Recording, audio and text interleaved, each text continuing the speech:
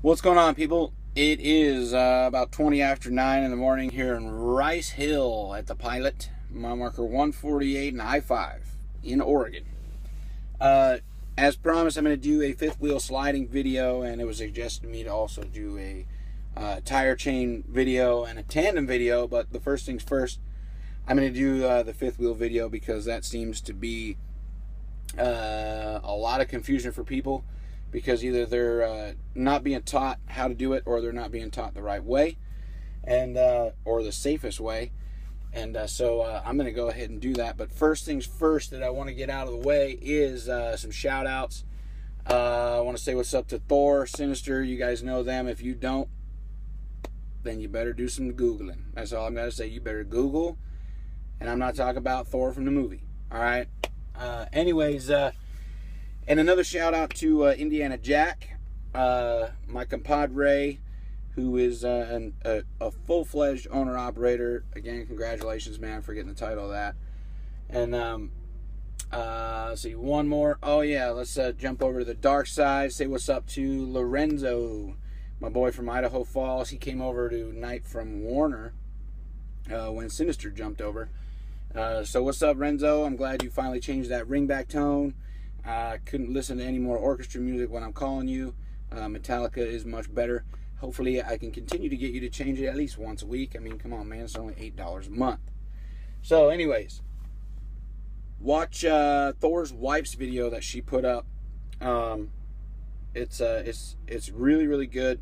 And make sure that your lady watches it. More importantly, I don't really care if you guys watch it. It doesn't really matter. Get your lady to watch it. All right, so if you got a wife, a girlfriend, fiance, whatever, significant other at home, make sure she watches the video. Now, first things first, when it comes, I keep saying first things first, but anyways, first step in sliding your fifth wheel, okay? So get your pen and paper handy, or if you're watching this on a tablet or a computer or whatever, get your phone ready so you could take some memos or some notes. Or if you have a really good memory, just remember. Okay, first thing you're going to do, obviously, is you're going to scale your load. All right? I always use a cat scale if it's possible, because it's the best way to cover your ass. Okay? And plus, you get these cool little things on all your scale tickets. Cool little collector cards. I give them to my best friend's son. I know a lot of people save them, but anyways, there's that. I'll pick that up later. I can't stand stuff on my floor. But anyways, here you go. I drive a International Pro Star, as most of you know, and she is a sexy beast. Scarlett is her name. But anyways, Scarlett and I, when we're cruising, we got a heavy load. Sometimes we need to slide our fifth wheel. And on this Pro Star, when you slide 2 holes on that fifth wheel, you move 500 pounds. Now that's 2 full slides. You'll see when we go outside and you see the fifth wheel and the pins, you'll know what I'm talking about. So remember, if you move the fifth wheel forward, the weight comes forward. Move the fifth wheel back, the weight goes back. So if you go back, you're taking weight off the steers and the drives and putting it on the tandems, right? Right. You move it up, the weight's coming off the tandems, going onto the drives and the steers. Okay? So remember, after you do a fifth wheel slide, it's a pain in the ass, but always rescale your load. Rescale your load. Don't ever guess, okay? But like I said, 1 hole on my fifth wheel is 250 pounds. 2 full holes is 500 pounds. And later videos we'll get into sliding the tandems and chaining up and stuff. But right now we're just focusing on this, so hold all those questions. Anyways, the only reason you would ever need to slide your fifth wheel is if you're overweight on your drives or on your steers. Because if you're over gross, sliding your fifth wheel is not going to help you. So you would slide your fifth wheel if you need to move weight off your steers if you're too heavy, or off your drives, so that you can get fuel, or whatever the case may be. All right, but I'm going to show you how to do this safely, efficiently, and then once you learn how to do it, it'll be a breeze to you, trust me. Now on the Pro Stars that Knight has, we do not have airbag drops in these trucks. So we have to crank the landing gear to high heaven until you see daylight pretty much between the fifth wheel and the trailer. And by what I mean by daylight is you'll see a gap kind of start to open up, and that means that the weight is off the truck and it's on the trailer. So, and even with an empty trailer, I would suggest putting the landing gear down, just as a safety precaution. And another thing, once or twice a month, slide your fifth wheel just to make sure that it moves freely. Okay, you don't want to get in a situation where the pins get stuck or whatever. So just to keep it working properly. Kind of like a preventative maintenance, if you will. So anyways, like I said, we're going to put the landing gear down, at least on my truck, until I start to see a gap form between the fifth wheel and the plate under the trailer, okay? And the reason we do that is to remove the weight from the truck, remove the weight and the pressure from the fifth wheel, so that we can slide really easy. Now, will the fifth wheel slide if I don't do that? Oh, heck yes, because you keep the trailer brakes locked and it moves, but you have to put so much torque and so much force in to be able to move that weight that you're liable to rip your fifth wheel off and the trailer's gonna be sitting on the ground behind you. Or if you're going the other direction, you're gonna be reading your trailer number in your sleeper, and we don't want that to happen. So remember, finesse is the key to this game, okay? Ease it, ease the throttle, ease the clutch, lowest gear possible. You don't want to tear shit up, okay? We do not want to tear shit up. We don't want to break shit, all right?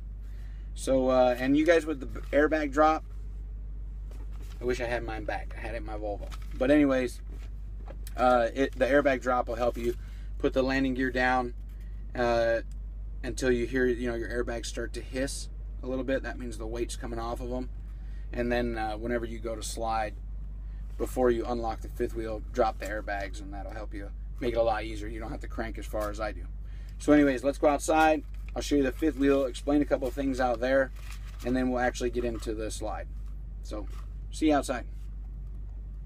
Okay, so here we are outside underneath my truck. And as you can see, there is the fifth wheel, and there's the two pins that I was talking about. Now remember, if I slide those pins up 2 full moves, so if they were, both of those pins were in the 2 holes to the left, that's 500 pounds. If I move just the furthest pin, the pin on the left, if I move that up 1 hole and the pin to the right is right behind it, that's only going to be 250 pounds. So it's going to get a little shaky here so I can reach in and point for you guys. So if I put this pin in this hole, that means I'm going to move 500 pounds, okay? If I put this pin in this hole, that's 250 pounds, okay? So hopefully you guys catch my drift on that one, all right? Now I want everyone to remember, finesse, finesse, finesse. Be very careful when you do this. And if you're scooting your trailer in, if you're moving your fifth wheel forward towards the cab of the truck, you need to be even more careful when you're turning. Make wider turns than you normally do. Be very careful backing up. You just don't want to break shit, all right? So remember, be careful. Remember, you want your landing gear all the way down.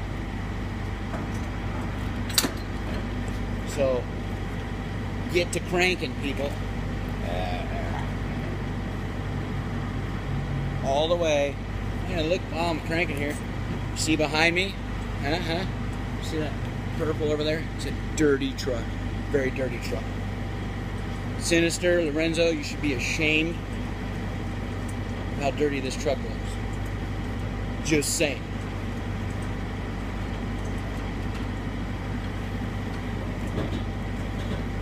Okay guys, so I got the landing gear down. You can hear the airbags starting to hiss because the weight is coming off the truck, okay? And you can't really see it, I don't think, but I can't show it on here. But you can see a gap starting to open up here between the fifth wheel and the trailer. And that's what we want. So now, back in the truck. Now as you can imagine, if you don't nail this the first time, it starts to become a real pain in the rear end because you're in and out of the truck, in and out of the truck. Cranking the landing gear down, cranking them up, rescaling, back and forth, back and forth. So, it becomes a real pain. Anyways, on to the next step. Now you're gonna ask yourself, Lil Dawg, why in the hell are we looking at the ground? And I'm gonna tell you. When sliding your fifth wheel, you basically take a guesstimation. Each pin is probably, a good maybe 3 inches or so apart. The holes in it. So before you move your truck, mine's off right now so you guys can actually hear me, you pick a point on the ground. So I'll move this a little bit so you can see. Now, if you notice my steps with that, with the line on the pavement, the bottom step, the third hole, is almost directly across from that. And those holes are about the same distance apart from each other that the pins are. So I use a point on the ground that's stationary, and a point on the truck that is stationary, to know how far I need to drive either forward or backward. Now remember, this is a game of inches, and you want to make sure that you're very, very careful. Okay?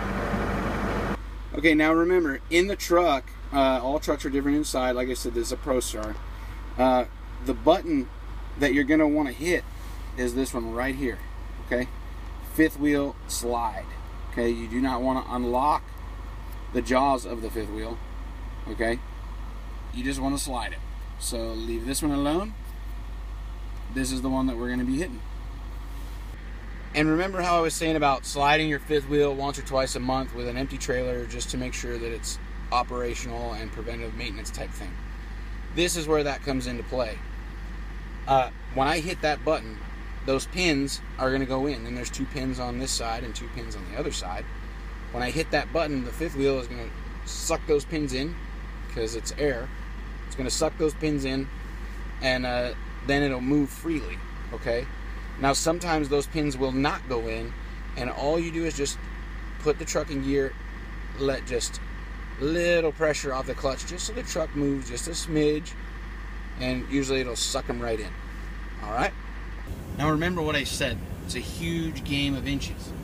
So when we move backwards to get our pins to unlock and to slide our fifth wheel, we want to make sure we leave the trailer air supply alone.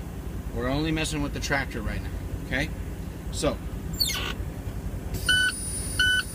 start code. Anyways, we're in reverse, and I'm just going to ease on the clutch. Just waiting. There. Very, very simply, and I heard the pins pop in. Okay, so you got to listen as well. Now we're going to set the brakes. Double check. Okay guys, so our pins are popped. Alright, notice they're all sucked in. So you want to check this side and the other side, make sure all the pins went in. And here is the other side. Pins are all sucked in. Okay? Now remember, when we slide, very, very, very carefully. Okay? Very carefully. Just make sure you know which direction you're going and do it easily.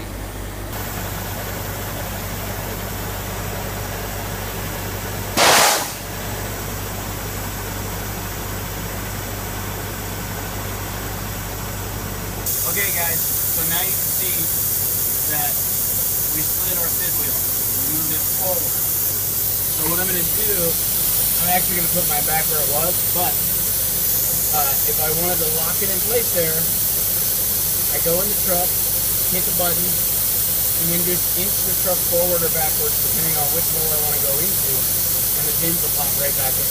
Okay? Alright. And there's our pins. I put it right back in the same place because I don't need to move mine, but I just did it for the video.